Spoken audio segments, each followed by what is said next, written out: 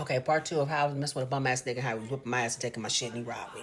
Okay, so I left off with the part where I was in the bed with my grandson, putting my grandson to sleep, and I end up falling asleep with my grandson. Meanwhile, in between time, while I'm asleep, he going through the house packing his shit what he could take because he had already had the intentions of robbing me. So he wakes me up talking shit about I know I don't think that I'm gonna be messing with this nigga because I had already told him I was messing with a guy, and I had been messing with this guy for months. But I just let him know, like we ain't gonna never get back together, and I'd have moved on, what I blase blase. But I invited him to the house, being nice. I really wanted him to get his shit because he didn't have none of his stuff. I was just feeling nice, and I regret that. So long story short, I gets up. So we out there in the living room, grandson in the bedroom sleeping. He started tussling with me.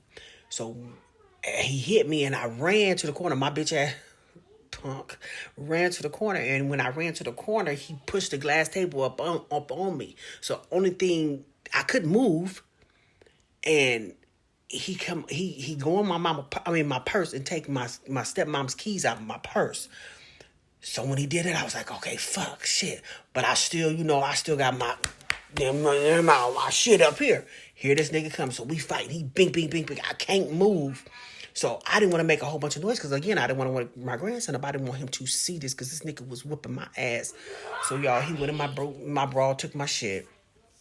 But if he would have went a little deeper, but anywho, so he got what was on top, and he grabbed his bag and was talking shit, and he has my phone, so I can't call nobody. He has my phone. So I'm scared because we out here in no man's land. It ain't nobody here in this house but me and this baby and him.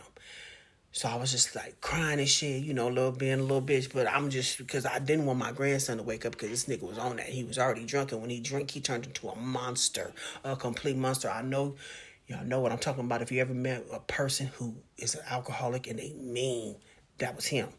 So he ends up backing out the driveway.